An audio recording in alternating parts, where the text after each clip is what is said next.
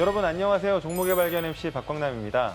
오늘 종목의 발견에서는 전기차 산업 내 주요 기업들에 대해서 알아보려고 합니다. 저희가 전기차 시장을 주목하는 이유는 작년 기준 기존 내연기관 대비 전기차 시장 점유율은 4%밖에 되지 않는 초기 시장이기 때문에 기업 간 경쟁이 치열한 것이 특징이며 경쟁 상황에 따라 주가 변동성이 클 수 있습니다. 하지만 그만큼 다양한 기회가 있으며 더 많은 관심을 가지고 기업 간의 핵심 역량을 알기 위해 노력이 필요하다고 생각합니다. 2021년에는 완성사 회사가 본격적으로 전기차 전용 플랫폼을 통해 전기차를 출시하는 원년으로 뜨거운 시장이 펼쳐질 것으로 예상됩니다. 이번 시간에는 테슬라와 현대차를 비교해보고 가장 큰 전기차 시장을 형성하고 있는 중국 시장의 유망 회사들에 대해 알아보도록 하겠습니다. 안녕하세요, 김병규 매니저님. 예, 안녕하세요. 네, 또 뵙습니다. 네, 반갑습니다. 오늘은 전기차 시장에 대해서 저희가 좀 이야기를 나눠보려고 하는데 네. 사실 최근 테슬라가 네. 아무래도 조정폭이 좀 깊어지면서 국내 투자자분들도 좀 상심이 있으실 거라고 생각을 합니다. 네네. 좀 어떻게 보십니까? 작년 한 해를 봤을 때 딱 한 종목만 꼽자고 한다면은 단연코 저는 테슬라라고 생각하는데요. 그만큼 작년 한 해를 대표했던 종목이 아닌가 싶습니다. 작년에 급하게 올라다 보니까 최근에 조정이 나왔고 이 조정이 뭐 고객님들께서 좀 마음이 아프지 않을까 그렇게 생각하고 있어요. 일단은 뭐 많이 올랐기 때문에 자연스럽게 맞습니다. 이제 조정을 받았다 정도로 네네. 이제 이해를 하면 되겠네요. 네네. 2019년 3분기에 이제 테슬라가 적자에서 흑자로 전환을 했었잖아요. 그리고 2020년에는 상해 기가 팩토리가 가동이 되면서 중국에서 모델 3가 굉장히 많이 팔리면서 매출 성장을 이뤘어요. 이제 올해 서두에서 이제 박광남 선생님께서 말씀해 주셨다시피 전기차 기존의 완성차 업체들이 전기차를 본격적으로 출시하는 한 해가 됩니다. 그러다 보니까 최근에 점유율이 하락할 거라는 우려감이 생겼고요. 그리고 국채금리, 미국의 국채금리가 올라가다 보니 이 성장주에 대한 우려감이 생겼습니다. 그래서 테슬라는 성장주를 대표하는 회사다 보니까 주가 조정이 일어났다고 봅니다. 하지만 저는 올해 전기차 시장과 테슬라의 성장은 기우다라고 생각하고요. 고성장을 계속적으로 할 것이라고 저는 바라보고 있습니다. 방금 말씀하신 내용처럼 결국에는 뭐 테슬라가 좋은 실적을 낸다면 뭐 주가 반등은 크게 어렵지 않을 것이다. 뭐 네, 이렇게 맞습니다. 본다는 말씀이신 네, 것 같은데 그럼 이제 본격적으로 저희가 현대차와 테슬라를 비롯한 이제 전기차 시장에 대해서 한번 본격적으로 알아보도록 하시죠. 네. 사실 앞서도 주가의 가장 중요한 키는 실적이라고 말씀을 하셨습니다. 네네. 이 테슬라가 그럼 반전의 묘를 뭐 만들 수 있는 뭐 실적의 개선의 이벤트나 모멘텀 같은 것들이 좀 있을까요? 자동차 시장을 크게 지역으로 세 군데로 나눠볼 수가 있습니다. 중국, 미국, 유럽인데요. 이게 제가 말씀드린 거는 매출 순이에요. 그러면 첫째, 중국 시장을 보자. 중국 시장 어떠냐? 작년에 테슬라가 25만 대 정도 생산을 했어요. 중국 시장에서. 그런데 올해는 50만 대 정도 2배 정도 늘었네요. 예. 그리고 작년에는 모델 3만 판매했는데 올해는 모델 Y까지 추가가 됩니다. 그래서 중국 시장의 성장은 문제가 없을 거라고 보는 거고요. 두 번째로는 미국 시장이죠. 미국 시장이 본격적으로 이제 전기차 시장이 개화가 되는데 첫 번째 바이든 대통령이 공약 중에서 관용차를 전부 다 전기차로 바꾼다고 했었어요. 이 관용차를 전기차로 바꾼다. 관용차라는 건 이제 정부가 쓰는 자동차 같은 거 말씀하시는 맞습니다. 거죠. 예. 이게 한 65만 대 정도 되는데 이게 연간 한 5만 대 정도 교체 수요가 수요가. 발생합니다. 상당한 양이네요. 이것도 적은 양은 아니라고 예, 봅니다. 맞습니다. 두 번째로는 각 회사당 20만 대 보조금 줬었거든요. 그런데 60만 대까지 늘릴 것을 예정이 됩니다. 그렇죠. 저도 이제 기사에서 봤는데 네. 최근에 이 GM하고 테슬라 같은 경우에는 누적으로 이미 전기차를 20만 대 이상 맞습니다. 판매를 했기 예, 때문에 예. 보조금 지급 대상이 아니라고 아니었죠. 들었습니다. 예. 그래서 사실 2월 기사에 테슬라의 점유율이 이제 포드의 신형 전기차 때문에 뭐 밀렸다 이런 기사가 있었는데 맞아요. 사실 이게 좀 보조금 영향이 분명히 좀 있을 것이라고 봅니다. 네네. 근데 이게 만약에 이제 60만 대로 늘어날 수 있다 뭐 이런 말씀이신 거잖아요. 세 번째로는 텍사스 공장이 가동을 합니다.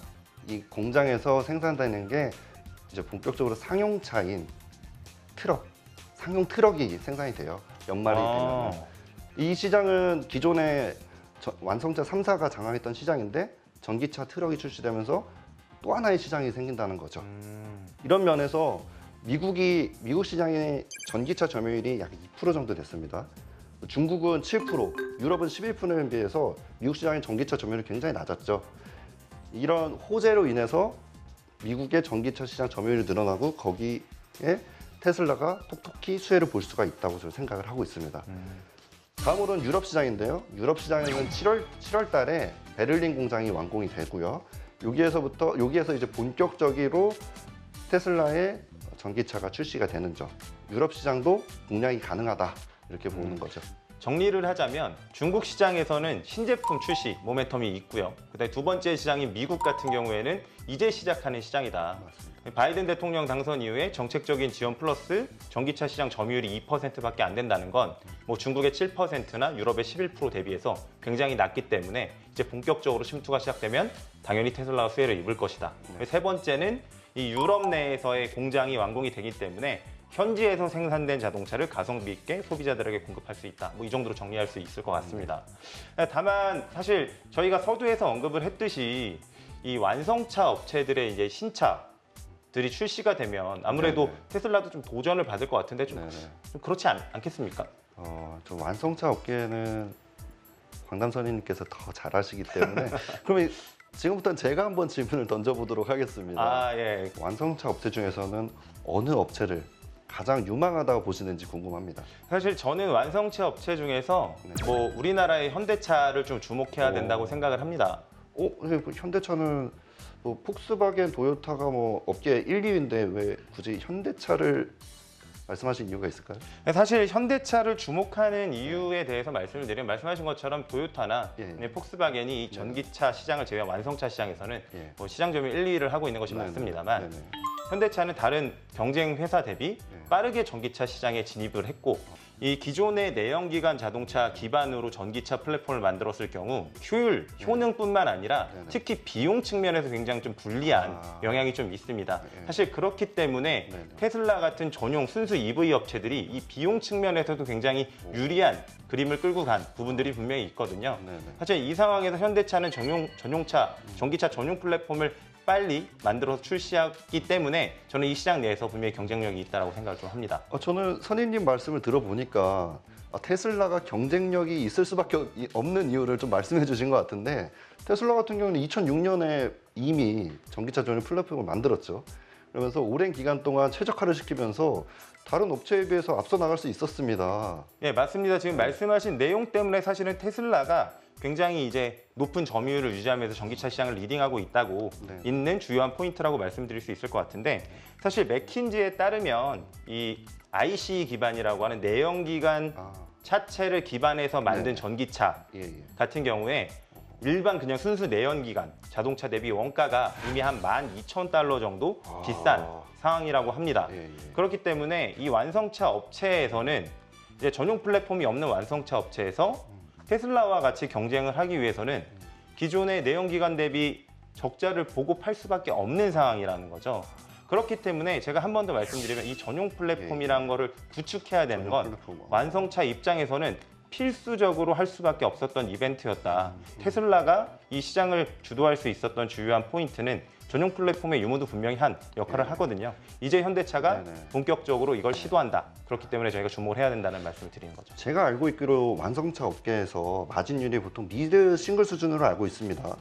그랬을 때 이렇게 원가 수준에서 많이 차이가 난다면은 플랫폼을 구축한 업계와 전기차 전용 플랫폼을 구축하지 못한 업체 가격 차이가 엄청나게 벌어질 수 있다. 이 말씀이신 거죠? 네, 맞습니다. 요걸 한번 다시 정리를 해드리면 아까 제가 내연기관 기반으로 이제 EV를 만든다고 말씀을 드렸는데 전기차 전용 플랫폼에서 이제 부품을 단순화한다거나 네네. 혹은 여기서 추가로 공정 개선을 이룰 경우에 대체적으로 원가율을 한 6.5에서 한 8.5%가량 낮출 수가 있습니다. 엄청나네. 이야기하신 것처럼 내연기관 시장에서의 마진율이 8% 미드 싱글 정도 되는 수준에서 이 정도의 원가율이 개선되는 건 상당히 큰 경쟁력이라고 말씀을 좀 드릴 수 있거든요.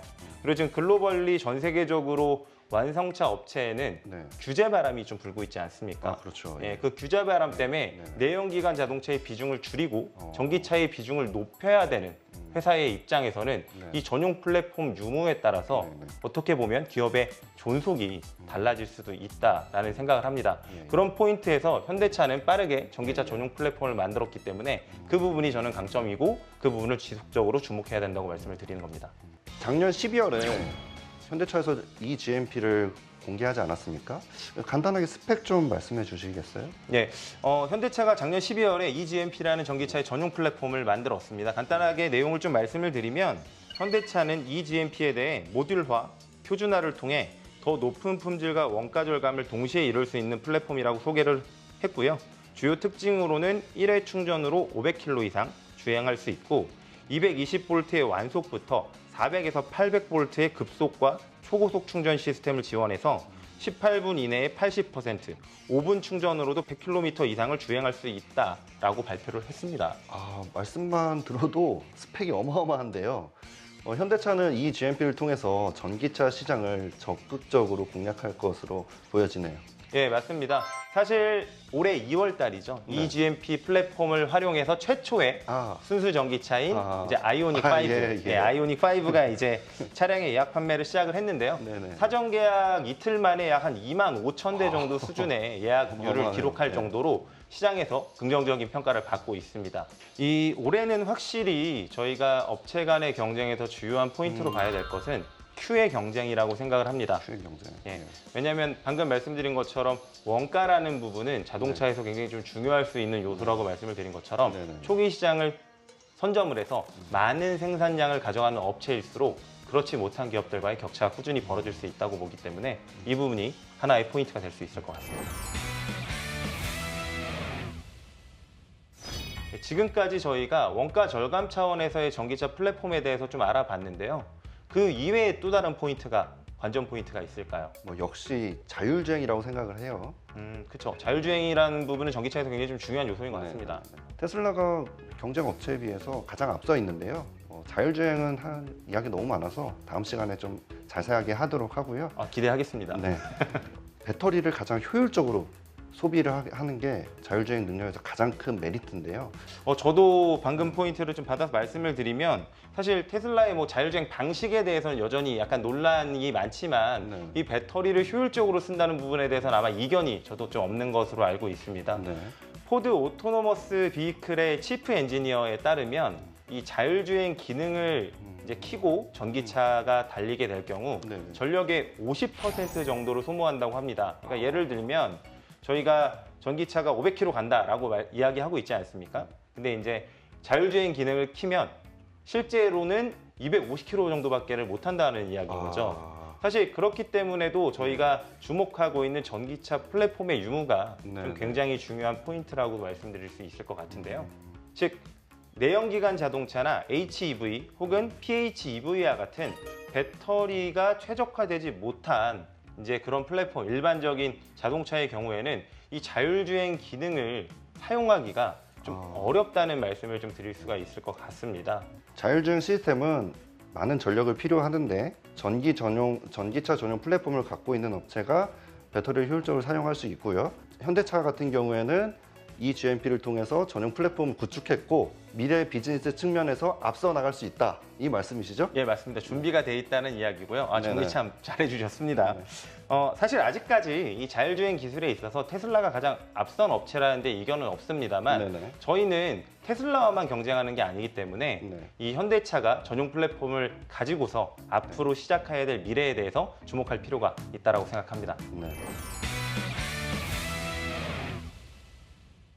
다음으로 중국 전기차 시장을 살펴보도록 하시죠. 중국 전기차 시장이 사실 전기차 시장 내에서 가장 큰 시장을 형성하고 있는 만큼 중국은 좀 따로 꼭 다뤄봐야 된다고 생각을 합니다. 2019년 기준으로 전체 자동차 시장에서 중국 시장의 점유율은 28%였고요. 전기차만 봤을 때 134만 대 정도가 팔렸습니다, 작년에. 중국 내부에서요. 네네.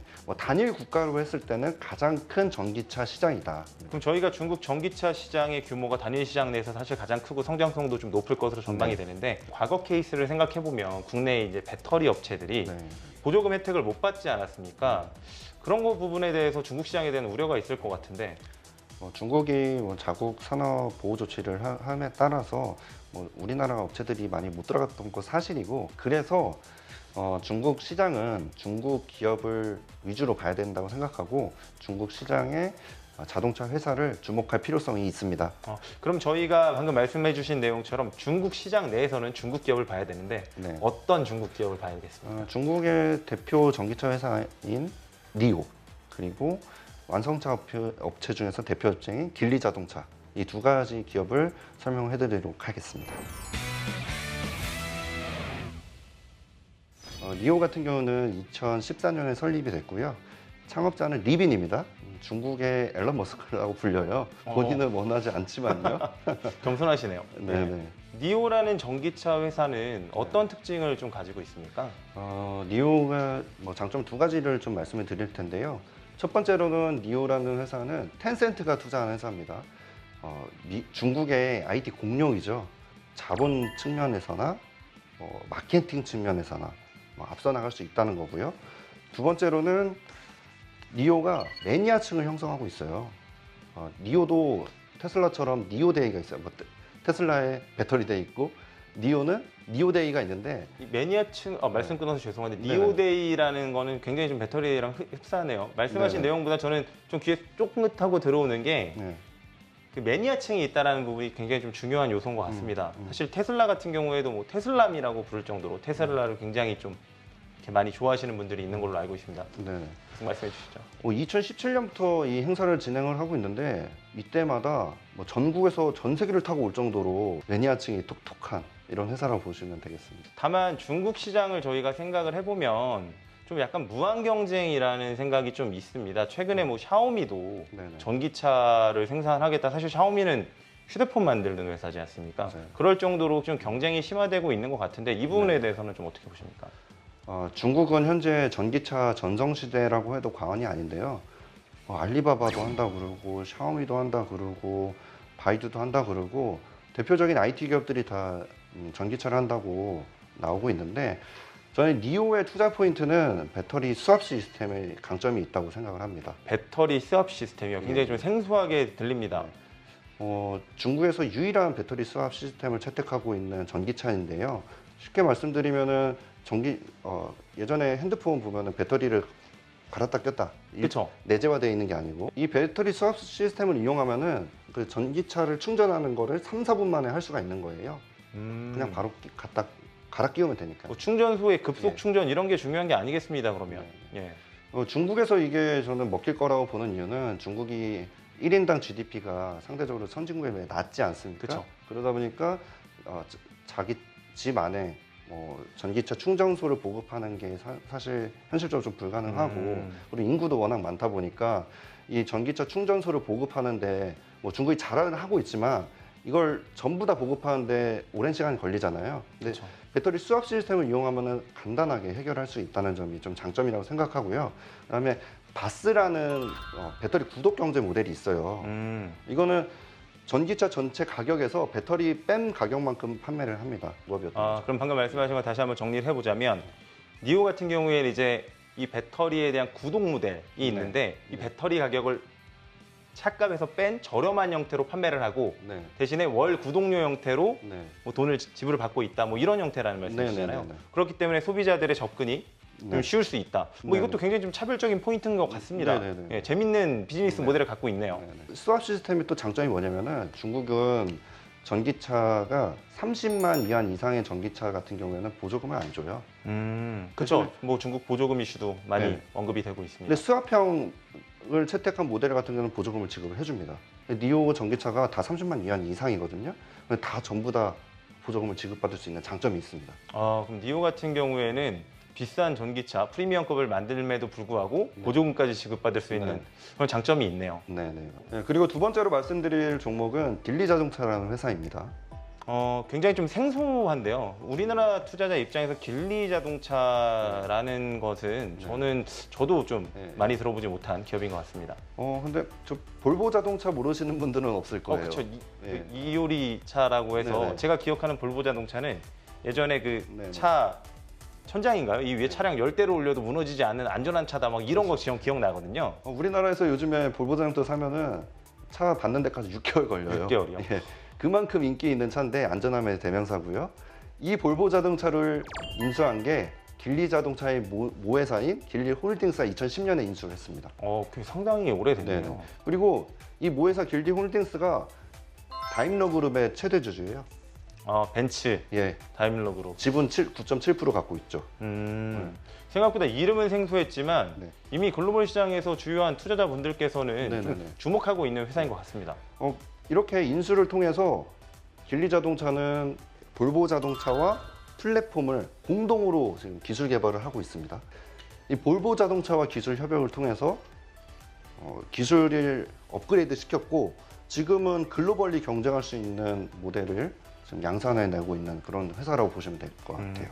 중국 자동차 업계 하면 사실 저희가 이 뭐 신뢰도, 안정성에 대한 우려가 있는데 이 볼보와의 기술 협약을 통해서 만들어냈다고 하면 좀 믿음이 생길 수 있을 것 같습니다. 그럼 제가 이야기에 니오는 이제 중국의 테슬라와 같은 순수 전기차 업체고 이 길리 자동차는 중국의 현대차와 같은 완성차 업체인데 이제 전용 플랫폼을 만들어서 신차가 곧 출시될 예정이다. 네, 이런 맞습니다. 말씀이신 거죠? 네네, 맞습니다. 유럽 시장을 또 본격적으로 공략할 수 있는 게 볼보 자동차의 또 판매망이 넓지 않습니까? 그렇죠. 이 판매망을 이용해서도 길리 자동차가 판매를 확장할 수 있는 또 장점이 있고요. 그리고 다임러와의 기술 협약, 그리고 얼마 전에는 길리 자동차가 바이두랑 이제 전기 자동차를 같이 만들기로 조인트 벤처를 설립을 했는데요. 여기 바이두 같은 경우에는 자율주행에서 중국에서 가장 기술력이 높은 회사입니다. 그래서 향후 자율주행 측면에서도 그렇고 전기차 플랫폼 측면에서도 그렇고 길리 자동차가 중국 전기차 시장을 선도해 나갈 가능성이 굉장히 높습니다. 네, 지금까지 테슬라를 비롯한 전기차 시장의 주요 기업들에 대해서 알아보았습니다. 앞서 언급드렸듯이 저희가 올해 전기차 시장에서 관전해야 될 주요한 포인트는 순수 전기차 업체의 기술적 우위가 지속될지 여부와 새로이 시장에 진입하는 완성차 업체의 전용 플랫폼 기반의 전기차 간의 경쟁이라고 생각을 합니다. 향후 테슬라의 기술적인 우위가 지속될지 여부와 현대차의 시장 점유율 확대 전략, 그리고 중국 전기차 시장에서 니오와 길리 자동차의 전망이 어떻게 될지 향후 지켜보시는 게 재밌는 포인트가 될 것이라고 생각하며 1부를 마치도록 하겠습니다. 저희 2부는 어떤 내용을 다뤄보도록 할까요? 2부는 전기차의 꽃이죠. 2차 전지에 대해서 알아보도록 하겠습니다. 2차 전지면 배터리. 그럼 2부는 저희가 본격적으로 배터리에 대해서 다루는 시간을 가져보도록 할 테니 많은 관심 부탁드리겠습니다.